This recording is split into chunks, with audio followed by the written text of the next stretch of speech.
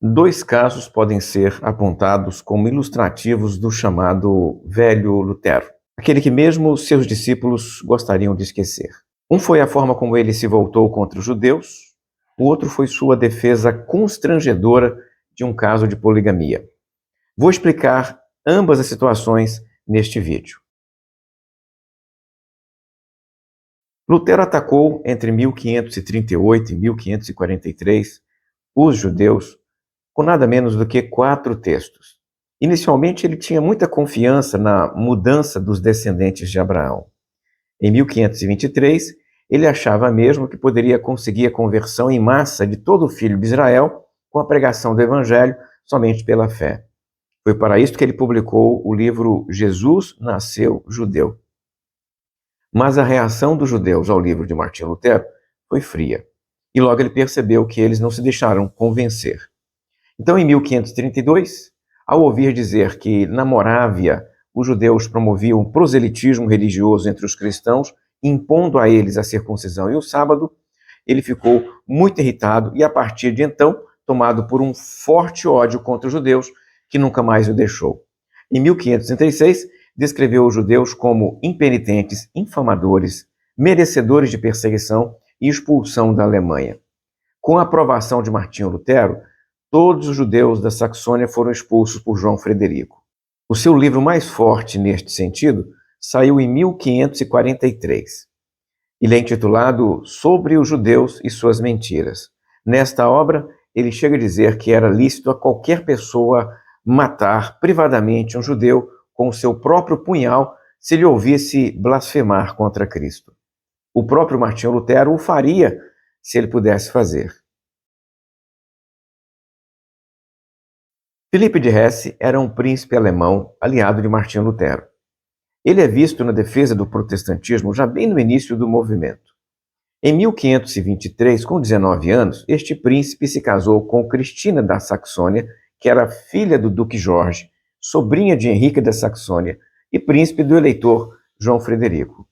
Cristina, entretanto, não tinha, aparentemente, os atrativos físicos que Filipe desejava. E poucas semanas depois do casamento, ele já era infiel à sua esposa. Ele mesmo confessa isso entre 1525 e 1540. E por causa destas infidelidades, não participava da Eucaristia. Em 1539, Filipe se encantou com uma jovenzinha de 17 anos chamada Margarida de Sales, filha de uma dama da corte de sua irmã Isabel da Saxônia. A jovem consultou sua mãe e ela declarou que somente permitiria que sua filha entrasse no palácio dele, de Filipe, se ele se casasse. Apesar de Filipe já ser casado, o desejo pela jovem falou mais alto e ele elaborou um plano que, na sua perspectiva, poderia dar certo se ele tivesse o apoio de alguns teólogos protestantes. Filipe não queria se divorciar de sua primeira esposa, que era parente de grandes príncipes da Alemanha, com quem tinha 7 filhos, mas queria a outra jovem também como esposa. Então ele levou até estes teólogos protestantes uma série de argumentos que mesclavam interpretações excêntricas de textos bíblicos e ameaças veladas. No campo das ameaças, ele dizia para eles que poderia até apostatar do protestantismo. No campo das interpretações excêntricas de texto, Filipe buscou socorro nos exemplos do Antigo Testamento.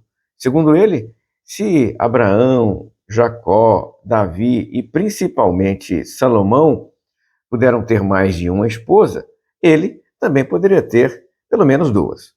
Em dezembro de 1539, o primeiro teólogo procurado por Filipe, Martin Bucer, foi a Wittenberg conversar com Lutero em Melanchthon, munido de uma carta do próprio Filipe. Nesta carta, Filipe argumentava que o Antigo Testamento permitia a bigamia e o Novo Testamento não o proibia. Segundo Filipe, Paulo somente proibiu os bispos de se casarem com mais de uma mulher, e ele certamente não era e nem queria ser bispo. Filipe ainda assegurou que a primeira esposa não sofreria maus tratos, nem perderia os seus direitos. Ele termina, em forma de ameaça, argumentando que estava disposto a deixar o protestantismo caso ele não conseguisse o apoio dos teólogos protestantes. Lutero e Melanchthon ouviram as explicações de Martin Bucer e no dia seguinte escreveram uma resposta onde esclareceram para Felipe que Deus instituiu o matrimônio apenas entre duas pessoas.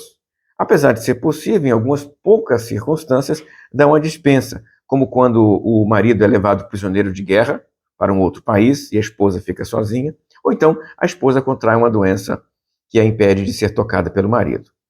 Mesmo assim, por causa da chantagem de Filipe, eles liberariam o casamento desde que ele não fosse público. Já que o príncipe estava resolvido a tomar a sua segunda esposa, que ele o fizesse de forma secreta. Assim, poucas pessoas teriam acesso a esta informação e apenas estas pessoas de confiança saberiam que ele tinha uma segunda esposa. No final, pensariam que esta segunda esposa seria apenas uma concubina e, na Alemanha, concubina não era um problema, o problema era um outro casamento, a bigamia. Se o príncipe fizesse o que eles recomendavam e mantivesse o segundo casamento em segredo, não haveria o que temer, já que nenhum príncipe correria perigo por ter uma concubina. O concubinato não era um problema para o Filipe. Esta dispensa de Lutero e Melanchthon era uma triste manobra para não perder o apoio do Landgrave de Hesse. Ele ficou satisfeito com a resposta dos reformadores e logo se casou secretamente no dia 4 de março de 1540. Ele levou então sua segunda esposa para o seu castelo e ficou tranquilo com a sua consciência, mas não por muito tempo, porque o segredo não pôde ficar guardado. Logo, a Alemanha inteira estava ciente, estava sabendo que ele, Filipe de Hesse, havia contraído bigamia sob a aprovação dos protestantes Martinho Lutero, Filipe Melanchthon e outros mais.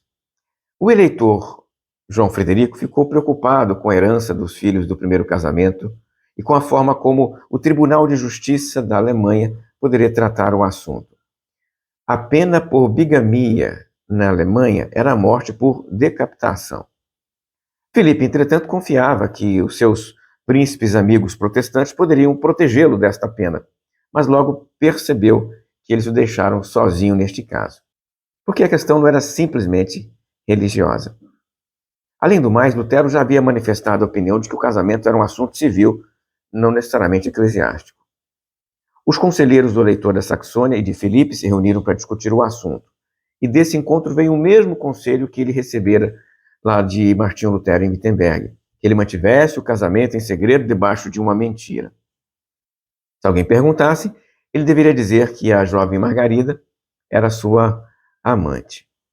Curiosamente, a consciência de Filipe, que não doía com a bigamia, ficou pesada com a mentira, e ele exigiu que Martinho Lutero e Melanchthon confirmassem que eles haviam liberado o casamento.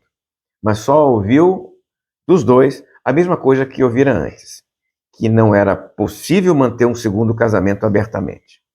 Indignado com a retirada do apoio, Filipe se afastou do movimento protestante e ofereceu seus serviços ao imperador Carlos V, em troca de que este fizesse vistas grossas à sua bigamia. Segundo este acordo com Carlos V, o imperador fecharia os olhos então ao segundo matrimônio de Filipe e não aplicaria a ele a lei imperial, perdoando então as suas antigas deslealdades e o tomando sob a sua proteção. Em troca, Filipe ficaria do lado do imperador, renunciaria à sua participação na Liga Protestante. Desta maneira, tentando manter um aliado, Lutero apoiou a sua bigamia.